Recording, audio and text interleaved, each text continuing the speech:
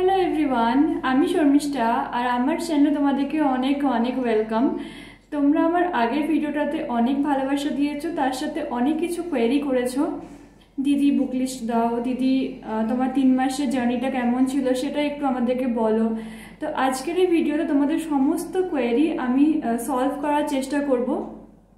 যারা আমার চ্যানেল নতুন আছে তাদেরকে আমি বলে দিই যে আমি রিসেন্টলি নর্সের 8 ক্র্যাক করেছি উইথ অল ইন্ডিয়া র্যাঙ্ক 320। তো আজকের এই ভিডিওটা আমি কয়েকটা টপিকের উপর বেসড করে বানাতে চলেছি। সো ফার্স্ট পয়েন্ট হবে about coaching or self study, কোনটার উপর আমাদেরকে বেশি ফোকাস করা উচিত। সেকেন্ড পয়েন্ট হবে অ্যাবাউট বেসিক্স, আমরা আমাদের বেস পয়েন্টগুলো কিভাবে ক্লিয়ার করতে পারবো। বেসিক কিছু সাবজেক্ট আছে, কিছু পয়েন্ট আছে যেগুলোর উপরে অন্যান্য সাবজেক্টগুলো ডিপেন্ড করে, তো সেগুলো আমরা কম সময়ের মধ্যে কিভাবে ক্লিয়ার করব। থার্ড পয়েন্ট হবে আমাদের বুক লিস্ট, যেটা তোমাদের মোস্ট রিকোয়েস্টেড পয়েন্ট।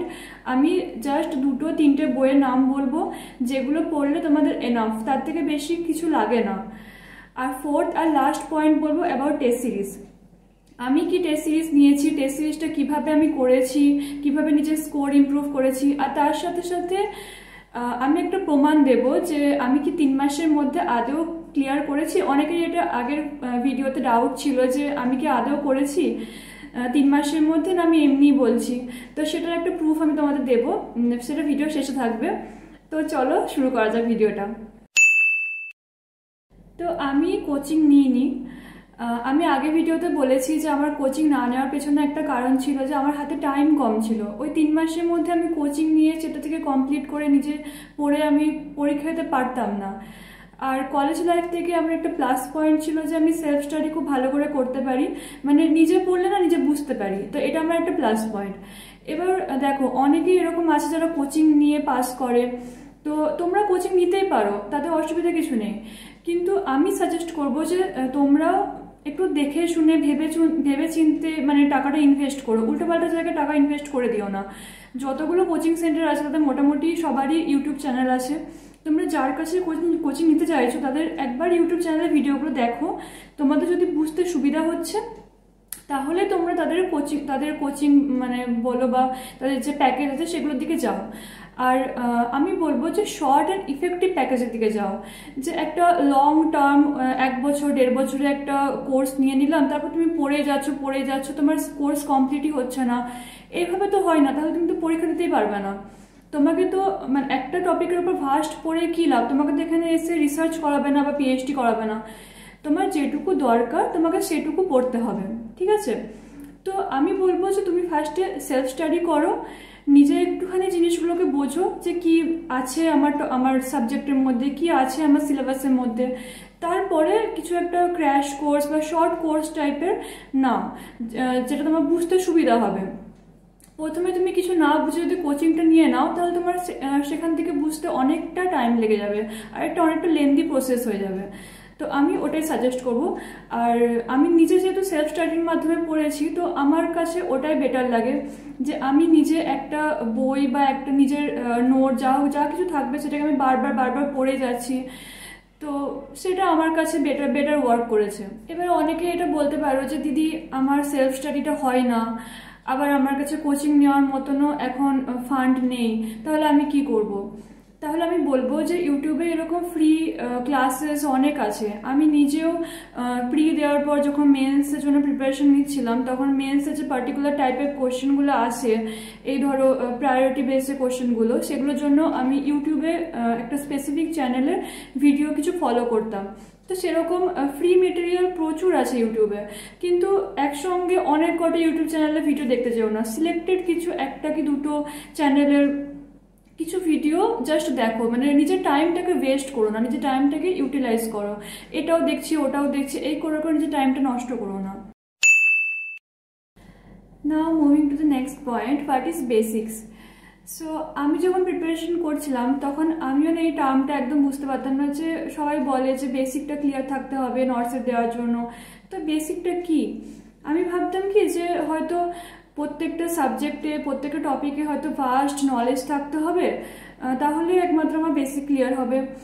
কিন্তু এরকমটা নয়। আমি যখন পড়লাম, মানে যখন পড়া স্টার্ট করলাম, তখন আমি যেটা বুঝতে পারলাম যে আমার ফার্স্ট ইয়ার সেকেন্ড ইয়ার ভালো করে পড়া ছিল না। হ্যাঁ, থার্ড ইয়ার ফোর্থ ইয়ারে যে MSN, OBG, পিডিয়া, কমিউনিটি এগুলো যে থাকে এগুলো পড়া ছিল, কিন্তু যেহেতু ফার্স্ট ইয়ারে বেস সাবজেক্টগুলো পড়া ছিল না, তার জন্য আমার কানেক্ট করতে অসুবিধা হতো। এই ধরো আমি কোনো একটা ডিজিজ, তার সাইন্স, সিমটম, কজেস, ট্রিটমেন্ট সবই জানি, কিন্তু সেটা বডিতে আমার কিভাবে ইফেক্ট করছে সেগুলো আমি কানেক্ট করতে পারতাম না। এরপর দেখো একটা এক্সাম্পল দিই, ধরো right heart failure and left heart failure, এগুলোর সাইন্স সিমটমগুলো আমরা কিন্তু নেমোনিক দিয়ে মনে রাখি, কিন্তু প্রত্যেকটা ডিজিজ কন্ডিশনের যদি আমরা নেমোনিক বানাতে যাই তাহলে সেটাও তো মুখস্থ করতে হচ্ছে যে কোন নেমোনিকটা কার জন্য। আর যে কোনো এক্সামে কিন্তু এইভাবে কোশ্চেন আসে না। কোশ্চেনটা কিভাবে আসে, কোনো একটা ডিজিজ কন্ডিশন দিয়ে দিল, সেটার জন্য 4টে অপশন থাকবে, প্রত্যেকটা অপশানে 4টে 5টা করে এরকম দেওয়া থাকবে সাইন্স অ্যান্ড সিমটমস। সেগুলোর মধ্যে ম্যাক্সিমামটাই হয়তো ওই ডিজিজ কন্ডিশনের সঙ্গে ম্যাচ করছে, যে কোনো একটা কি দুটো ম্যাচ করছে না। একটা অপশন এমন থাকবে যেটা সবগুলোই ম্যাচ করছে, তো সেটা তোমরা খুঁজে বের করতে পারবে। এবার তুমি যদি নেমোনিক দিয়ে মনে রাখো তাহলে তুমি বুঝতে পারবে না যে কোনটা অ্যাকচুয়ালি ম্যাচ করছে, তোমার মনে হবে যে 4টেই কিন্তু সিমিলার। কিন্তু তুমি যদি বুঝে নাও যে অ্যাকচুয়ালি ওই ডিজিজ কন্ডিশনটা আমাদের শরীরের মধ্যে কি কি ইফেক্ট করতে পারে, তার পুরো প্যাথোফিজিওলজি তুমি যদি বুঝে নাও তাহলে তোমার পড়তে কোনো অসুবিধা হবে না। এই ধরো তুমি যদি বুঝে নাও যে রাইট হার্ট ফেলিয়ার মানে কি, রাইট হার্ট পাম্প করতে পারছে না, কোথায় পাম্প করতে পারছে না ব্লাডটাকে, না পালমোনারি আর্টারিতে, তাহলে কোথায় কোথায় ব্যাক ফ্লো করছে, না সুপিরিয়র ইনফেরিয়র ভেনা কাভাতে, তাহলে প্রবলেমটা কোথায় দেখা যাবে, জুগুলার ভেনার ডিস্টেনশন, তার সঙ্গে সঙ্গে সমস্ত অ্যাবডোমিনাল সিমটম। এইভাবে তোমাকে মনে রাখতে হবে, তাহলে তুমি বুঝতে পারবে যে কিভাবে তুমি কানেক্ট করবে। তো এই জিনিসগুলো হচ্ছে যে আস্তে আস্তে পড়তে পড়তে একটা বইকে যখন তুমি অনেকবার ধরে যখন পড়বে তখন তুমি আস্তে আস্তে জিনিসগুলো কানেক্ট করতে পারবে। আমি যেহেতু ভাবতাম যে বেসিক ক্লিয়ার রাখা মানে কোনো একটা টপিকের ভাস্ট পড়া, তো প্রথমে যখন প্রিপারেশন স্টার্ট করেছিলাম না, তখন আমি ভেবেছিলাম যে আমার টার্গেট তো নর্সেট 9, তো আমি এখন থেকে না প্রত্যেকটা জিনিসে ভাস্ট পড়া শুরু করি। তো ওই রকম করে প্রথমে কিছুদিন আমি এরকম করে খুব নষ্ট করেছি, যে একটা টপিক নিচ্ছি সেটাকে নিয়ে আমার সারাদিন পেরিয়ে যাচ্ছে। তারপরে আমি বুঝলাম যে না, এভাবে তো হবে না, এভাবে তো আমার সারা জীবনে সিলেবাস ক্লিয়ার হবে না। তো আমি যেভাবে কলেজে পড়তাম, যে একটা টপিকের উপর যেটুকু দরকার সেটুকু বুঝে নিতাম, সেইভাবে পড়া স্টার্ট করলাম। আর যেগুলো আমার গ্যাপ ছিল অ্যাকচুয়ালি, মানে ফার্স্ট সেকেন্ড ইয়ারে যেগুলো আমরা গ্যাপ পড়ে গেছিলো, মেনলি যেটা পড়েছিল সেটা অ্যানাটমি, ফিজিওলজি অ্যান্ড ফার্মাকোলজি, সেই গ্যাপগুলো আমি ফিল করা স্টার্ট করি, সেই সাবজেক্টগুলোর উপর বেশি জোর দেওয়া শুরু করি। তো তারপর থেকে তো সব কিছু ইজি হয়ে গেছিলো। এরপর তোমাদের মোস্ট রিকোয়েস্টেড পয়েন্ট যেটা, সেটা হলো বুক লিস্ট। তো আমি দুটো বই পড়েছি, খুবই মানে জেনারেল দুটো বই, যেটা মোটামুটি সবার কাছে থাকে। একটা হলো টার্গেট হাই, আর একটা হলো পিয়া যাদবের সেকেন্ড পার্টটা, ঠিক আছে, মানে যেটা MCQ বই যেটা সেটা। আর আমি মানে এটা কোনো প্রমোশনাল ভিডিও করছি না, কিন্তু আমি এটা গর্বের সঙ্গে বলতে পারি যে টার্গেট হাই বইটা আমার যুদ্ধের মানে সেনাপতি ছিল। মানে ওই বইটা না থাকলে আমি যে কী করতাম আমি জানি না।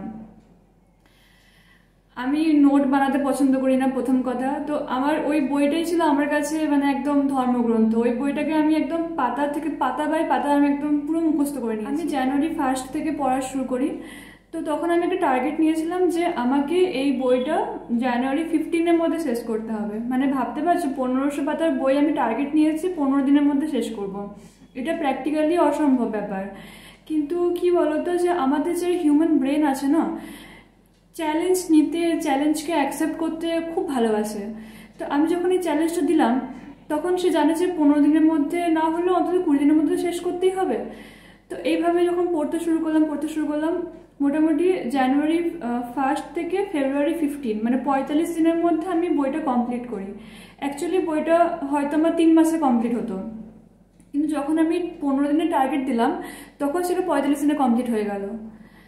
তো মানে এরকম নয় যে আমি খুব স্পিডে পড়ে গেছি, এরকম নয়। পুরো থিওরি পাতার পর পাতা, লাইন বাই লাইন একদম সুন্দর করে পড়েছি, MCQ করেছি। শুধুমাত্র পেছন দিকে যে ওই ইয়েগুলো ছিল, ওই তোমার কোশ্চেন পেপার যেগুলো ছিল সেগুলো শুধুমাত্র বাদ দিয়েছিলাম, কারণ অত আর করার টাইম ছিল না। তো বাকি প্রথম থেকে শেষ পর্যন্ত বাকি সব পড়েছি। 45 ডেজের মধ্যে কমপ্লিট করেছি, এটাও কিন্তু একটা প্রপার স্ট্র্যাটেজি ফলো করেই কমপ্লিট করেছি। তো যাই হোক, আমি আমার স্ট্র্যাটেজি নিয়ে একটা ভিডিও বানাবো যে কিভাবে কম টাইমের মধ্যে ইফেক্টিভলি তোমরা পড়তে পারবে।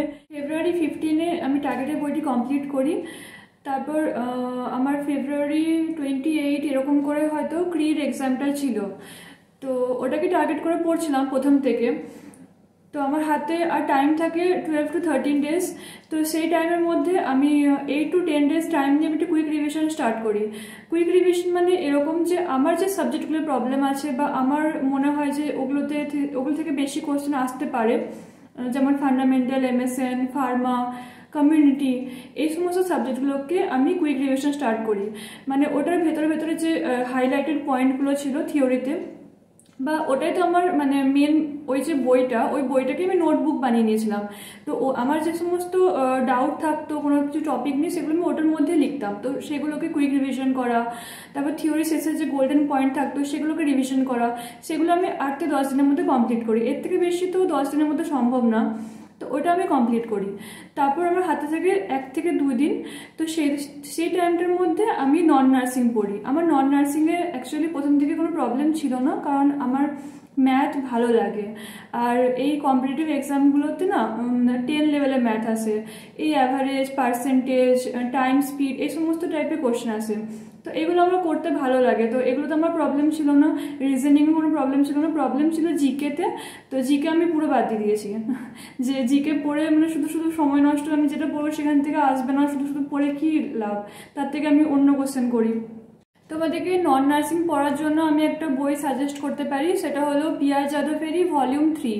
আমার কাছে ওটাই ছিল, আর আমার মনে হয় ওটাই এনাফ, কারণ ওর মধ্যে math, English, reasoning, computer, GK সব কিছুই আছে। তো তোমরা ওটা একটু দেখতে পারো। তো এরপর আসি, ফেব্রুয়ারি তো শেষ, মার্চ শুরু। ক্রি এক্সাম তো যা হওয়ার হলো, এত পড়ে গেলাম, আর সেই কোশ্চেনের বেলা শুধু AIDS, HIV, টিউবারকুলোসিস, শুধু এগুলোই। তো ঠিক আছে, তারপরে মার্চ শুরু হলো। আমার হাতে এখনো একটা নতুন বই আছে, সেটা হলো পিয়ার যাদবের ভলিউম 2, যেটা আমি এখনো হাত দিইনি। এবার আমি নিজেকে টার্গেট দিয়েছি যে আমাকে 7 দিনের মধ্যে শেষ করতে হবে, যেহেতু এটা MCQ বই, তো আমাকে 7 দিনের মধ্যে শেষ করতে হবে। ঠিক আছে, শুরু করলাম। এবার মাঝখানে পড়ে গেল চ্যাম্পিয়ন্স ট্রফি, সেখানে একটু একটু করে আমি দেখছি, ক্রিকেট দেখছি, একবার করে পড়ছি, এরকম সময় নষ্ট করছি। ঠিক আছে, মোটামুটি মার্চ 16, 17 এরকম করে আমার পিয়ার যাদবের ভলিউম 2 শেষ হলো। ওটার মধ্যে র্যাশনালে প্রচুর আছে, মানে কোশ্চেনের থেকেও যে র্যাশনালে আছে সেগুলো আমার মনে হয় বেশি ইম্পর্টেন্ট। র্যাশনালের মধ্যে প্রচুর MCQ ঢুকে আছে, আর ওখান থেকে অনেক কোশ্চেন প্রিতে এসেছিলো। তখন আমি অতটা গুরুত্ব সহকারে পড়িনি, কিন্তু পরে দেখেছিলাম যে ওখান থেকে অনেক কোশ্চেন ছিল। তো ঠিক আছে, মার্চে 16, 17 শেষ হয়ে গেল। তারপরে আমি আবার শিফট করি টার্গেট হাইতে। তো এবার আমাকে একটা লেন্দি রিভিশন করতে হবে, কুইক রিভিশন নয় এটা, এখানে আমাকে ডিটেল রিভিশন করতে হবে। আমি ফার্স্ট টাইম পড়ে যে 70% বুঝেছিলাম, এবার আমাকে সেটা 90% নিয়ে যেতে হবে। তো আমি আবার একদম প্রথম পাতা থেকে পড়া শুরু করি। তার সঙ্গে সঙ্গে এটা আমি কিন্তু টেস্ট সিরিজও করছিলাম। মানে টেস্ট সিরিজ আমার নেওয়া ছিল আগের থেকে, জানুয়ারি থেকে, কিন্তু আমি অত করছিলাম না, কারণ আমার র্যাঙ্ক প্রচুর খারাপ আসতো, সেটা আমাকে মানে ডিমোটিভেট করে দিত, তার জন্য আমি করতাম না। কিন্তু এই টাইম পর্যন্ত আমার যথেষ্ট পড়া হয়ে গেছিলো, তো আমি টেস্ট সিরিজও করা স্টার্ট করেছি। এরপর এটাও পড়ছি, টেস্ট সিরিজও করছি। ওই করতে করতে আমার আই থিঙ্ক এপ্রিলে 7 এরকম হয়ে গেছিলো।